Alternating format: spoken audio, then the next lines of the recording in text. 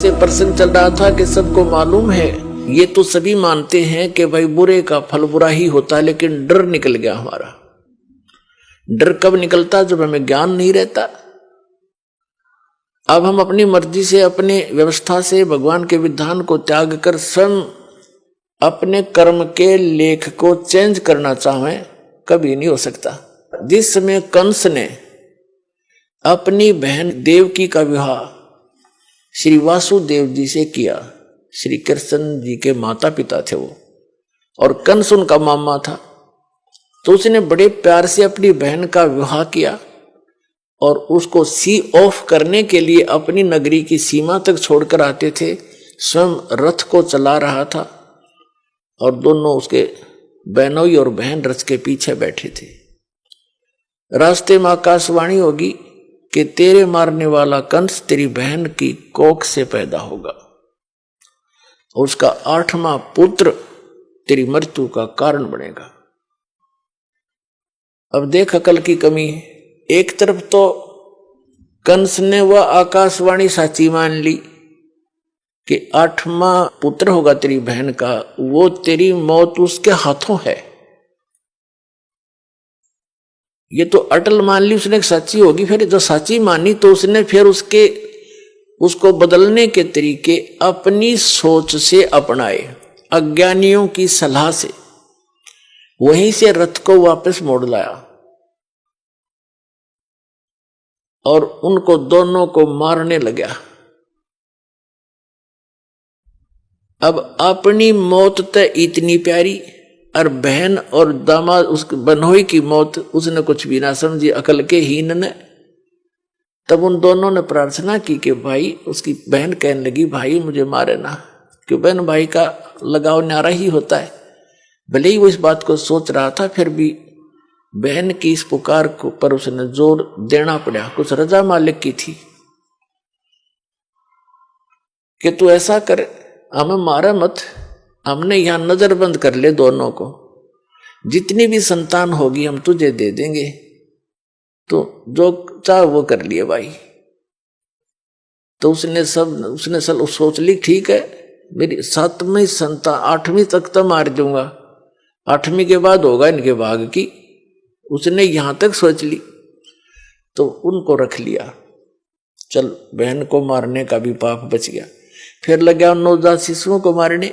दुष्ट ने 9 मार दिए, 8-7 मार दिए, और 8वें को मारने लगा। वो आकाश में उड़कर चली गई, जबकि लड़का कहा था वह लड़की थी।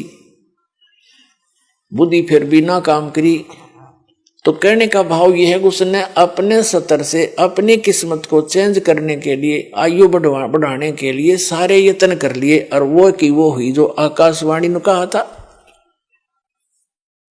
तो क्या अकल थी उसमें? एक तरफ तो आकाशवाणी को फाइनल मान रहा है कि ऐसा होगा ही होगा, जब होगा तो ठीक है हाथ खड़े कर देना। अगर मैं दुष्ट हूं, मुझे शायद मैंने भी कभी उस बच्चे को मारा होगा, आज अपना बदला ले लेगा, 8वीं संतान कौन सी आज हो जाएगी, तो इस करके जी लेना चाहिए था। और वो मर्या भी और पाप और इकट्ठे कर लिए। जब उसको ये पता चला ना कि आकाशवाणी फेर होगी, काल के तो ये काम है, पाप का घड़ा भरुआ है वो। जब श्री कृष्ण जी का जन्म हुआ जेल में, और उसे लेकर उसका पिता दूसरे स्थान पर अपने मित्र के यहाँ छोड़ आया, वहां से नवजात उत्पन्न लड़की को वापस लाकर वहां रख दिया। तब आकाशवाणी हुई कि तेरे मारने वाला पैदा हो चुका है, लेकिन जेल से बाहर। अब उसने सोचा भी आसपास के नगर के जितने भी उसके राज्य में नवजात शिशु थे, 1 दिन का, 2 दिन का, 10 दिन का, महीने के, 6 महीने के, साल के, 2 वर्ष के, 5 वर्ष तक के बालकों को सबको मरवा दिया दुष्ट ने, एक अपनी जान बचाने के लिए। ये है अकल के कमजोर, अकलहीन, ये है अकल लूने। पाप का घड़ा भर लिया और मर के मान्या, मृत्यु हुई जो की तो जो बोला गया था। तो जब तक हम इसका समाधान, जैसे कोई धनी बनने के लिए, जब तक इसका अपने किस्मत को बदलने का समाधान हम अपने तरीके से अपनाएंगे, वो हानि ही हानि होगी, लाभ नहीं हो सकता। और उसके चेंज करने की विधि बता रखी है कि मासा घटे न तिल बधे, विध ना लिखे जो लेख, और सच्चा सतगुरु मेट के ऊपर मार दे मेघ। परम संत की शरण में, कबीर परमात्मा के बच्चे की शरण में आने के बाद फिर ये प्रारब्ध कर्म वो बदल सकता है, सारे इतिहास चेंज कर सकता है। वो समर्थ है। समर्थ किसे कहते हैं? फिर